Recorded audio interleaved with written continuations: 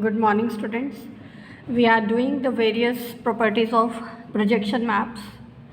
The next property of projection maps is that the projections are open maps. We will prove it. So let us take the projection map PI, which is ith projection, from the product topological space X into the coordinate space xi, and we prove that this projection is an open map. For this, let us define base, subbase for the product topology, which is defined on X. Now, the base and subbase, which we already discussed. Subbase is of the form of very special products, which is defined by the collection of all those subsets of X which are of the form of product of AI, where AI is equal to Xi for all except one I, and for that one I, AI belongs to the topology tau I. This kind of products, these are called very special products, which forms a subbase for the product topology. Also, we can define the subbase in terms of projections, which is defined by the collection of all those subsets of X which are the inverse images of the members of tau I under the projection maps.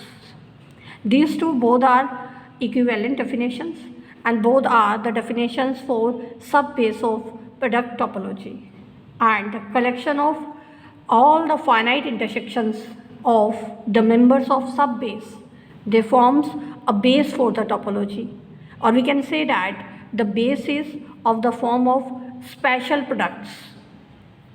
The members of the special products are of the form all those a subset of X which are of the form of product of AI, where AI is equal to Xi for all except finitely many I's, and for those finitely many I's, those AI belongs to the topology tau I. This collection is called defining base for the product topology. Now, we are to prove that the projection map is open. For this, we are to show that image of every open set in X is open in Xi. So let us take an open set in X. So let us take GB open in X. We are to show that Pi of G is open in Xi. It means we are to show that image of G under Pi that belongs to the topology tau I. Now, because G belongs to the topology of X and beta is base for product topology, so by definition G can be written as union of some members of beta. So we can take G can be written as union of A, where A belongs to the base beta. Now let us find image of G, which is given by Pi of G. So that will become Pi of union A, where A belongs to beta. Now because images preserves union, so this can further be written as union of Pi of A. Now, therefore, Pi of G can be written as union of Pi of A, where A belongs to beta. Now, in order to prove the result, we are just to prove that image of A under Pi that belongs to the topology tau I. Now, because these A belongs to beta, and by definition of beta, the members of beta are of the form of special products. It means A will be of the form of product of AI, where AI is equal to Xi for all except finitely many I's, and for those finitely many I's, AI belongs to tau I. Now let us find Pi of A. Now Pi of A means Pi of product of AI, where I belongs to index set, and Pi of A, that is AI. Now because these AI, they belongs to tau I by definition of beta. So AI belongs to tau I. It means Pi of A is open. So we have proved that Pia belongs to tau I. Now because Pi of G, that is the union of the members which belongs to tau I, and because tau I are topology that is closed under arbitrary unions. So we can say that Pig that belongs to the topology tau I. So thus we have proved that image of every open set is open under the mapping Pi. So by definition, if the image of every open set is open, then we say that the mapping is open map.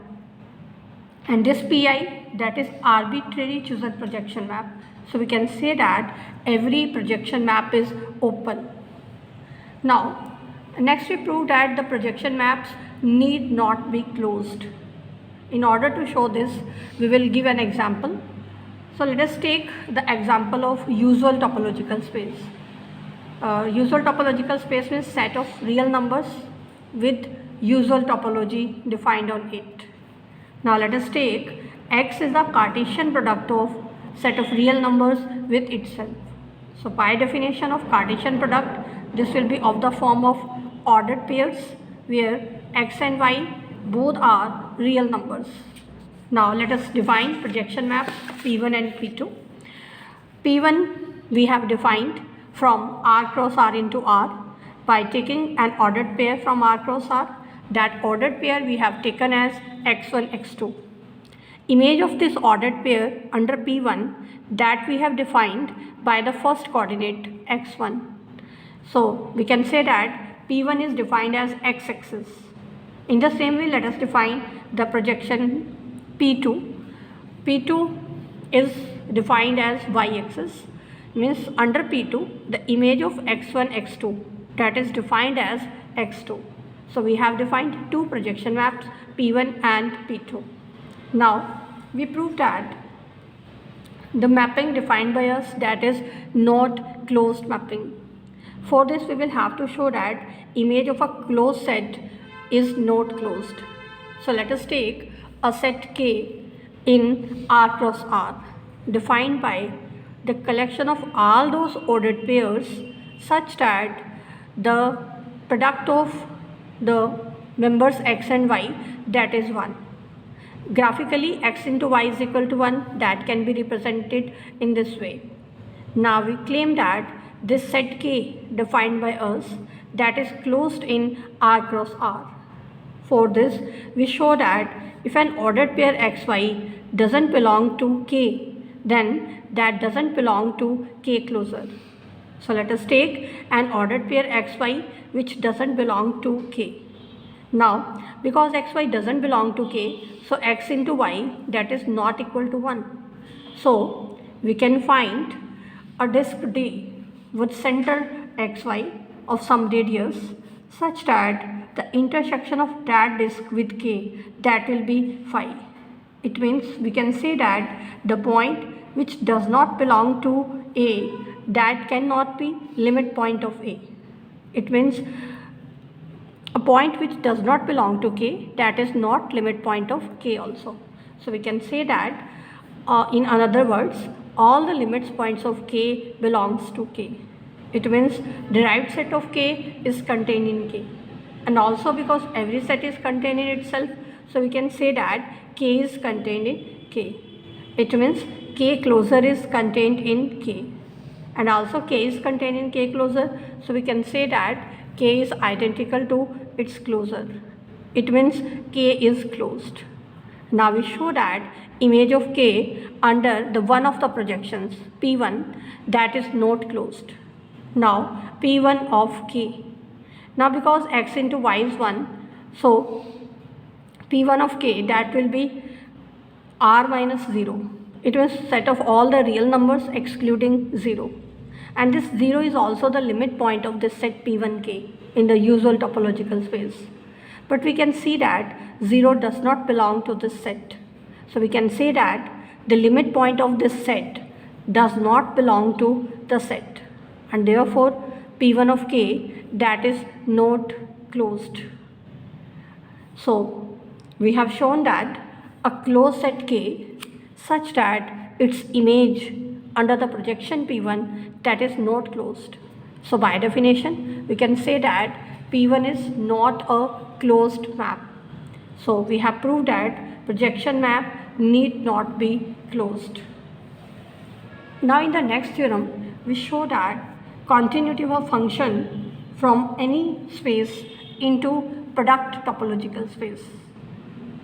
So let us take XV product space and the collection of topological spaces which are the components of X, that is denoted by Xi tau I.